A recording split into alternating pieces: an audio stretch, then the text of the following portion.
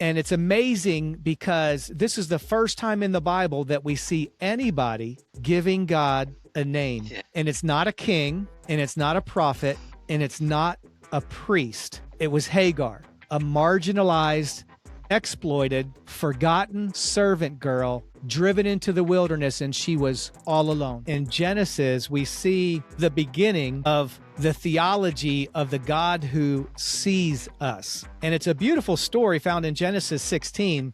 God's people, Abraham and Sarah, end up exploiting a servant girl and doing some wrong things in the flesh.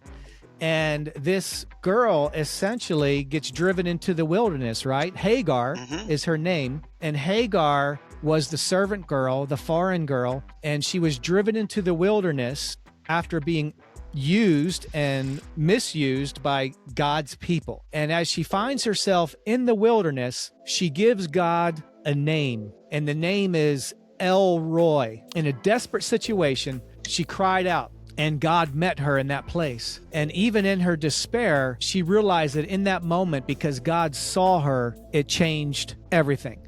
So she named God El Roi.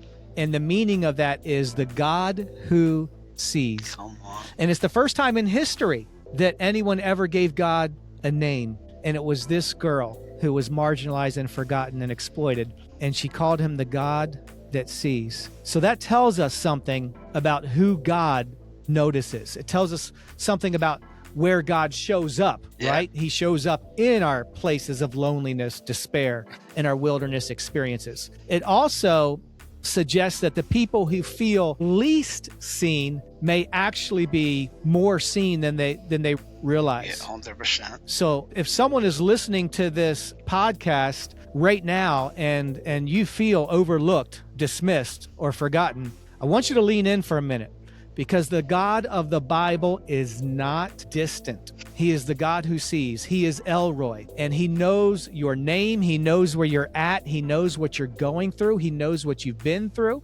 He even knows if you've been cast off and, mistreated by God's people. He knows the hurt and he knows the pain. And that God from heaven sees you right now.